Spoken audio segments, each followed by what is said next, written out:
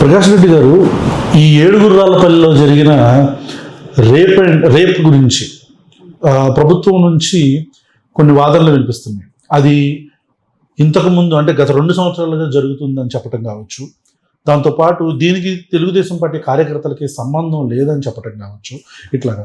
కానీ ఇంకొక వైపు వాదన ఏంటంటే, దీనికి పరిటాల సునీత గారి కార్యకర్తలు, అంటే తెలుగుదేశం పార్టీ కార్యకర్తలు, ఎస్పెషల్లీ పరిటాల సునీత గారికి సంబంధించిన కార్యకర్తలు ఉన్నారు అనేది ఒక వాదన అయితే, 2 ఇది గత 8 నెలల నుంచే ఇది జరుగుతుంది రేప్ అనేది ఆ పాప మీద అనేది ఒక వాదన. 3 కేసులు అనేవి ఇనీషియల్గా పెట్టలేదు, వాళ్ళని కాంప్రమైజ్ చేద్దామని చూశారు. ఆ పిల్ల తల్లిని ఆ పిల్లని తీసుకొని వేరే ప్రాంతంలో ఒక రూమ్లో పెట్టడం, ఇవన్నీ అనేది మీ సైడ్ నుంచి అంటే వేరే వర్షన్ నుంచి వస్తున్న వాదన. దీని గురించి పూర్తిగా అసలు క్లుప్తంగా మీకు సంబంధించి ఏం వివరణ ఉందనేది మీరు చెప్పండి. అంటే ఏడుగురాలపల్లి గ్రామం పరిటాల సునీత సొంత గ్రామం వెంకటాపురానికి దాదాపు ఒక 5-6 కిలోమీటర్ల దూరంలో ఉన్న గ్రామము. అక్కడ ఏకపక్షంగా టీడీపీకి రిగ్గింగ్ జరిగే గ్రామం. అక్కడ ఎవరు కూడా తెలుగుదేశం పార్టీని ఎదిరించి బతకలేరు, గ్రామంలో వాళ్ళ మాటను దాటి పోలేరు. అక్కడ జరిగేది పరిటాల రాజ్యాంగం. ఆ గ్రామంలో సూడో నక్సలైట్లు, రౌడీ షీటర్సు, ఫ్యాక్షనిస్టులు అందరూ ఉన్నటువంటి గ్రామం. అక్కడ వాళ్ళ పెత్తనం కిందే ఆ గ్రామంలో ప్రతి ఒక్కరు బతకాల. వారికి ఆ బలం ఇచ్చింది పరిటాల కుటుంబం. ఈ అమ్మాయి రేప్ సంఘటనకు సంబంధించి వచ్చేసి గత 8-9 నెలలుగా ఈ అమ్మాయి పైన ఈ అఘాయిత్యం జరుగుతుందనేది అన్న సమాచారము మాకు రావడం జరిగింది, సాక్షికి కూడా రావడం జరిగింది. అయితే పోలీసులు జరిగిన తప్పును ఎంతో కొంత తమ మీద నిందపడకుండా చేసుకోవడానికి 1 సంవత్సరం నుంచి 2 సంవత్సరాల నుంచి చెప్తా ఉన్నారు. సో అమ్మాయి 7 నెలల గర్భవతి. మరి దీన్ని బట్టి మనం అర్థం చేసుకోవాల్సింది ఏంటంటే, ఆ అమ్మాయికి సన్నిహితంగా ఉండేటువంటి వాళ్ళ క్లాస్మేట్ ఒక అబ్బాయి ఫస్ట్ ఇంటిమేట్గా ఉన్నటువంటి ఫొటోస్ రిలీజ్ చేయడము, దాన్ని చూపించి ఆ గ్రామంలో ఉన్నటువంటి తెలుగుదేశం పార్టీకి ముఖ్య నాయకులు, కార్యకర్తలు అనేటువంటి కొందరు ఆ అమ్మాయిని బలాత్కారం చేసి, అఘాయిత్యం చేసి, వీడియో చేసి, ఆ వీడియోను చూపించి అందరూ దాదాపుగా 14 మంది ఆ అమ్మాయిని బలాత్కారం చేసిన విషయం ఈ రాష్ట్రానికి తెలిసింది. కానీ ఇది బయటికి పడడానికి ఇన్ని నెలల. మరి ఇది మనం సమాజంలో ఉన్నామా, శ్మశానంలో ఉన్నామా? ఈ రాష్ట్రంలో మహిళలకు రక్షణ ఉందా? ప్రత్యేకించి మైనర్ బాలిక అమ్మాయి. మరి పవన్ కళ్యాణ్ గారు ఏం చేస్తా ఉన్నారు? ప్రశ్నించాల్సిన వ్యక్తి ఆయన పడుకొని నిద్రపోతున్నాడా? చంద్రబాబు నాయుడు గారికి బాధ్యత లేదా? హోమ్ మినిస్టర్ గారికి బాధ్యత లేదా? వాళ్ళు ఎవరైనా ఎందుకు పరామర్శకు కూడా రాలేదు? కనీసం నోరిప్పి ఎందుకు మాట్లాడలేదు? ఎందుకు దీన్ని ఖండించలేదు? స్థానిక ఎమ్మెల్యే మహిళ పరిటాల సునీత కూడా ఎందుకు దీనిపైన ఇది తప్పు, ఎవరు చేసినా తప్పే, వీరిని మేము మా పార్టీ నుంచి బహిష్కరిస్తున్నామని కూడా ఒక మాట మాట్లాడలేదు ఎందుకు? అంటే వారికి పెత్తందారి విధానం అనేది ఉంది కాబట్టి వారి పెత్తనం చలాయించాలి, వారి వర్గం వాళ్ళు నిలబెట్టుకోవాలి, వాళ్ళు ఎన్ని తప్పులు చేసినా వెనకేసుకొని రావాలి. ఇటువంటి విధానం ఇక్కడే కదా, రాష్ట్రం అంతా ఇదే అవలంబించబడుతోంది గత సంవత్సరం కాలంలో. మరి ఆ గ్రామంలో ఎవరు కూడా ఆ గ్రామంలో ఉన్నటువంటి కట్టుబాటు ఏంటంటే, ఎన్ని సమస్యలు జరిగినాయి, ఇది మొదటిది కూడా కాదండి. ఎస్పీ గారు కూడా స్వయంగా మాకు చెప్పిందంటే ఇది 3-4 సంఘటనలు ఇంతకుముందు కూడా జరిగాయి, మొదటిది కూడా కాదు. గతంలో జరిగిన సంఘటనలు కూడా గ్రామంలోనే పెద్దమని స్థానం చేసి పంచాయతీ చేసుకుని వాళ్ళకి ఏదో సర్ది చెప్పి పంపించడం అనేది చేశాం. పరిటాల సునీత దగ్గరికి కూడా గతంలో జరిగిన ఒక ఉదంతాన్ని తీసుకొని పోతే ఆమె కూడా పెళ్లి చేసి పంపించేసేయండి ఎక్కడికైనా అనేసి చెప్పడం జరిగింది. ఆ రకంగా చేయడం కూడా జరిగింది. అంటే సో ఆ రామగిరి మండలంలో ఉన్న ఆ వెనుకబాటుతనానికి కారణం ఏంటంటే, ఈ రాష్ట్రంలోని అతిపెద్ద నొటోరియస్ ఫ్యాక్షనిస్ట్ కుటుంబం అక్కడ ఉండడం, వాళ్ళ ద్వారా వాళ్ళ వర్గానికి, వాళ్ళ అనుచరులందరికీ అంతే బలాన్ని వాళ్ళు అందజేయడం అధికారంలో ఉన్నంత కాలము. దాన్ని విచ్చలవిడిగా ఆ బలాన్ని, అధికారాన్ని ఉపయోగించుకొని వాళ్ళు యథేచ్ఛగా దొంగతనాలకు కానీ, దోపిడీలకు కానీ, హత్యలకు కానీ, మానభంగాలకు కానీ అధికార పార్టీ యొక్క బలాన్ని ఉపయోగించుకోవడం ఇప్పుడు అధికార మదం వల్లనే జరిగింది. కాబట్టి అక్కడ జరుగుతున్న రాజ్యాంగం వాళ్ళది ఉంది.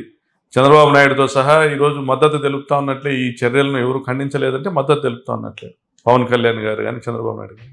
ఆ పాప ఒక పెద్ద ఆయన దగ్గరికి, అంటే ఆ ఎవడైతే చేశాడో వాళ్ళ ఫాదర్ దగ్గరికి వెళ్ళినా సరే అలాగే జరిగిందని, మా తల్లిని కూతురుని ఇద్దరిని కొన్ని రోజులు ఏదో రూమ్ లో పెట్టారని. అవును, దాని గురించి చెప్పండి.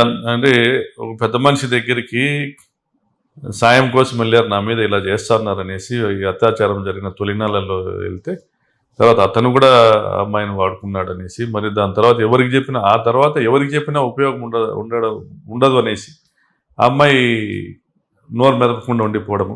తర్వాత ఎప్పుడైతే అమ్మాయి ప్రెగ్నెంట్ అయిందో ఇది సమస్య బయటికి వచ్చేటువంటి పరిస్థితి ఉంది అని అమ్మాయి అందరి ఇళ్లకు తిరిగి వాళ్ళ అమ్మ మాకు ఒక 30,000 డబ్బులు ఇస్తే మేము ఆసుపత్రికి పోయి అబార్షన్ చేయించుకుంటామనేసి వీళ్ళందరినీ యాచించడము, వీళ్ళు ఎవరు పలక్కపోవడము, చివరికి ఇది బయటికి పొక్కే పరిస్థితి వస్తుందేమో అనేటువంటి భయం వాళ్ళకి కలిగిన తర్వాత పెద్ద మనుషులు పంచాయతీ చేయడము, డబ్బులు ఇచ్చేసి అమ్మాయిని బయట ఊరు దాటించాలని ప్రయత్నం చేయడము.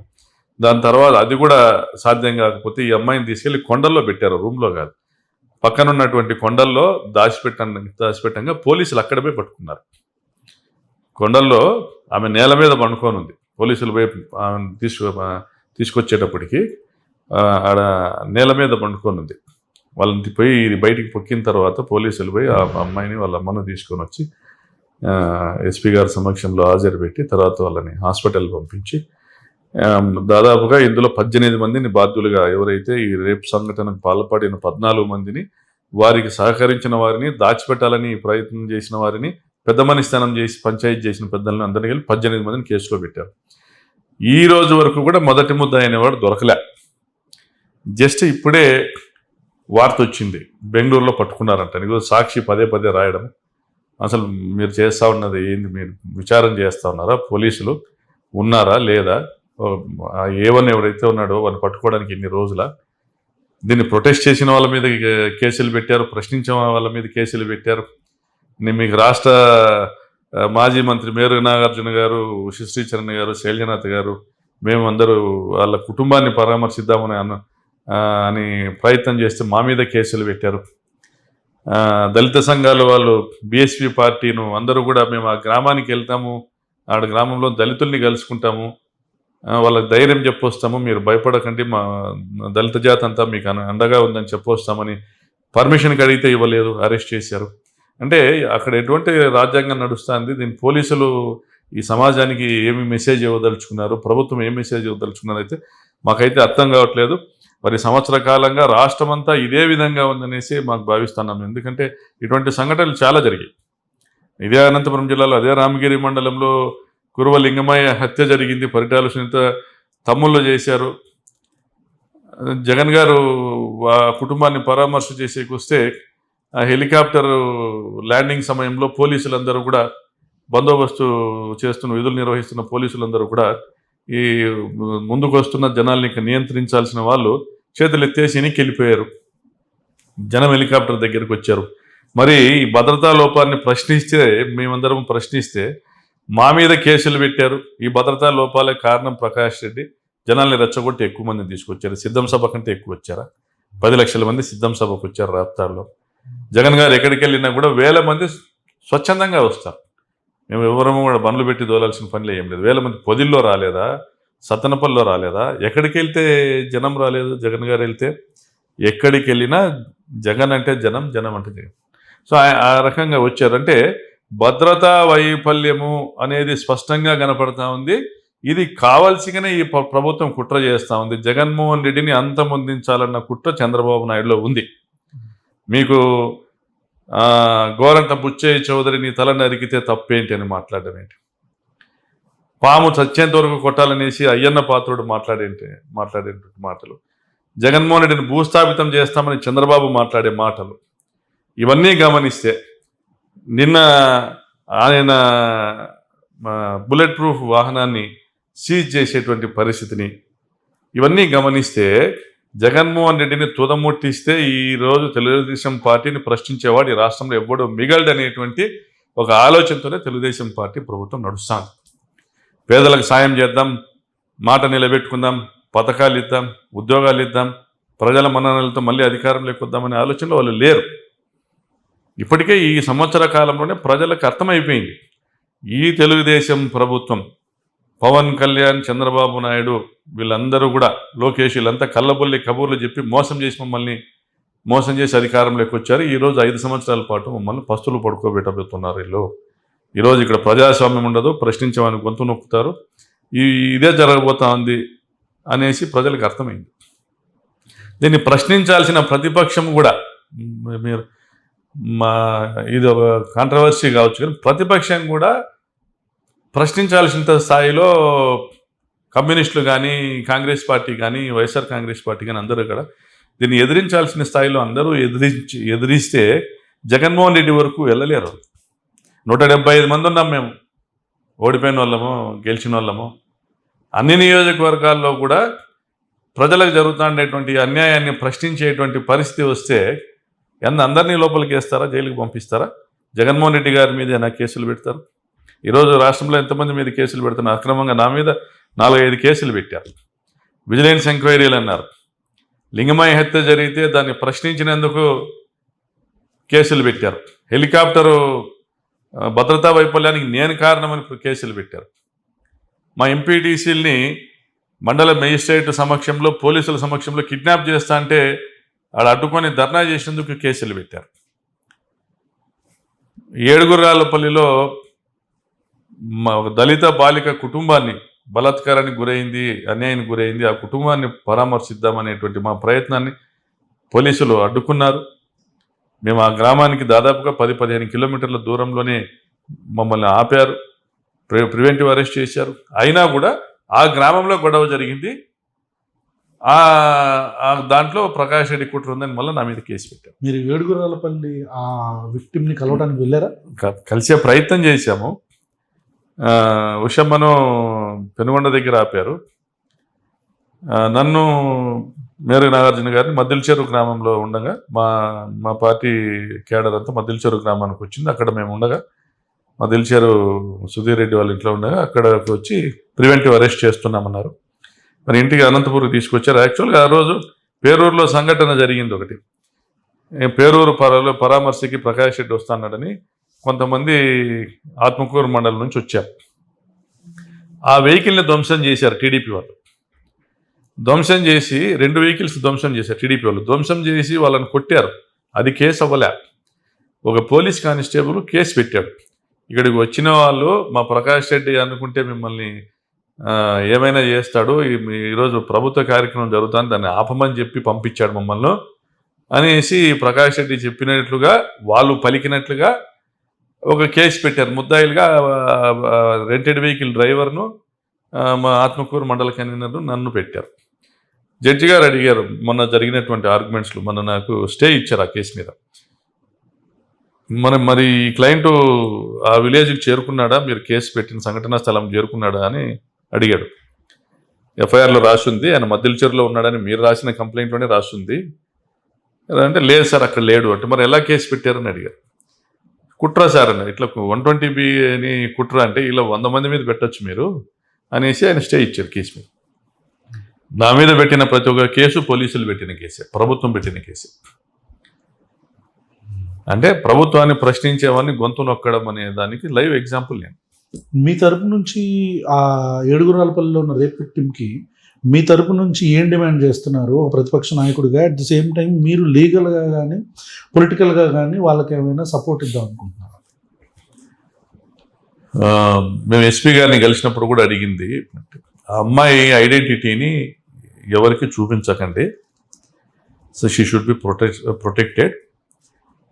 అమ్మాయి భవిష్యత్తుకు సంబంధించిన చర్యలు ప్రభుత్వం ఏం చర్యలు తీసుకుంటుందో అవన్నీ తీసుకోండి. జనరల్గా గవర్నమెంట్ పాలసీస్ ప్రకారం వాళ్ళను రిహాబిలిటేట్ చేసేదానికి ప్రయత్నం చేస్తాం.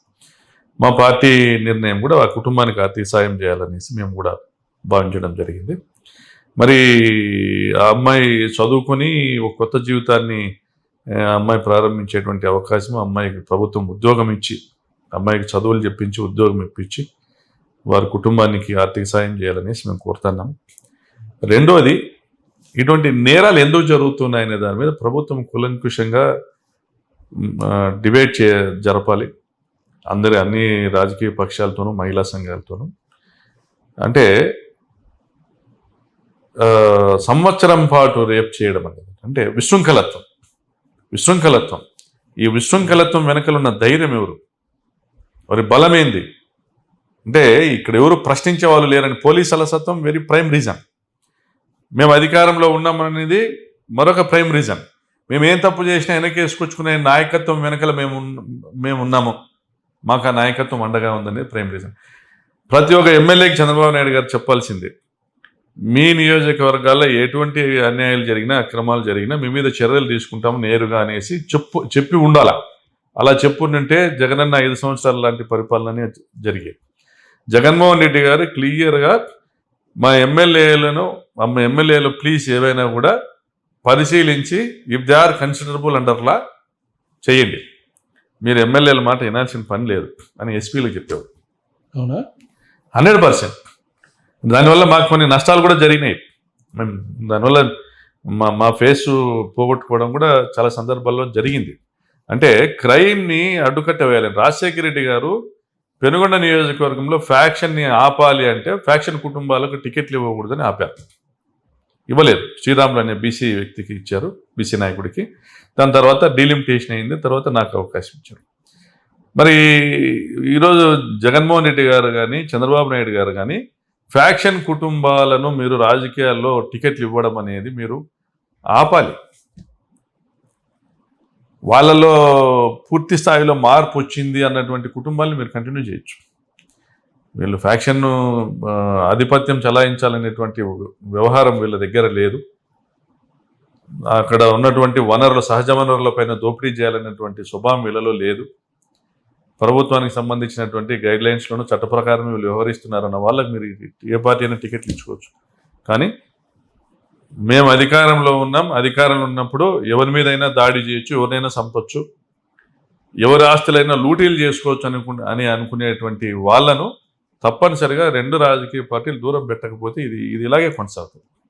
మీ వాళ్ళే కాదు, మేము కూడా దీని మీద రీకన్సిలేషన్ చేసుకోవాల్సింది. చంద్రబాబు నాయుడు, పవన్ కళ్యాణ్ కూడా రీకన్సిలేషన్ చేసుకోవాల్సింది. నిజంగా వాళ్ళలో చిత్తశుద్ధి ఉన్నట్టు. అరే నాయన పవన్ కళ్యాణ్, నువ్వు వస్తే ఏదో మాకు రక్షణ కల్పిస్తావని రాష్ట్రంలో మహిళలు నీ మాటలు నమ్మారు. ప్రశ్నించడానికి పార్టీ పెట్టాడు. ఈరోజు ఏడుగురాలపల్లిలో ఒక దళిత బాలిక మైనర్ గర్ల్ని రేప్ చేస్తే ప్రశ్నించలే, గొంతు మూగపోయింది. పక్కనే అనంతపురంలో ఎస్టీ అమ్మాయిని రేప్ అండ్ మర్డర్ జరిగితే ప్రశ్నించలే, గొంతు మూగపోయింది. నాకు తెలిసి పామర్రు, మరి 2-3 చోట్ల ముచ్చుమర్రి, మరి ఇక్కడ కూడా రేపులు జరిగే బలాత్కారాలు చేశారు. మరి దీని మీద ఎక్కడ నోరిప్పలే. ఆయన ఎప్పుడో 2017లో జరిగినటువంటి సుగాలి అమ్మాయి పేరు నేను చెప్పకూడదు, ఆ చట్టం కూడా ఉల్లంఘించినాడు ఆయన. అమ్మాయి పేరు చెప్తూ దాని నుంచి పొలిటికల్గా మైలేజ్ తీసుకునే ప్రయత్నం చేసినాడు. అంటే ఎంత దౌర్భాగ్యుడంటే, నీకు అన్యాయానికి గురైన కుటుంబానికి నువ్వేం సాయం చేసావు, ఆ కుటుంబాన్ని ఎలా ఉద్ధరించావు? నువ్వు ఆ పేరు చెప్పి దాన్ని తీసుకొచ్చి 2019-24లో అధికారంలో ఉన్న జగన్మోహన్ రెడ్డి ప్రభుత్వం పైన బురద జల్లి రాజకీయంగా మీరు ముందుకు వచ్చే ప్రయత్నం చేశారంటే మీరు మహిళల మాన ప్రాణాలతో కూడా మీరు రాజకీయం చేస్తున్నారు. మరి ఈరోజు ఎక్కడ పోయినాడు ఆయన? హోమ్ మినిస్టర్ అనిత ఎక్కడ పోయింది? చంద్రబాబు నాయుడు గారు ప్రభుత్వాన్ని అంతా వెనక నుండి నడిపిస్తున్న లోకేష్ గారు ఎక్కడ పోయినారు? ఖండించారా? మా జిల్లాలో మా నియోజకవర్గానికి సంబంధించిన లింగమయ్య హత్యను ఖండించారా? రాప్తాల్లో డబుల్ మర్డర్ జరిగింది. పరిటాల సునీత తమ్ముళ్ళ ప్రమేయంతోనూ వాళ్ళు వెనకలుండి మద్దతు ఇవ్వడంతోనే ఒక ఆస్తి తగాదాలో ఇన్వాల్వ్ అయ్యి టీడీపీ నాయకులు డబుల్ మర్డర్ చేశారు. నీకు ఈ గ్యాంగ్ రేప్ జరిగింది. దీన్ని ఎవరైనా ఖండించాలి కదా. ఇటువంటి తప్పు మేము ఎప్పుడైనా చేసామా?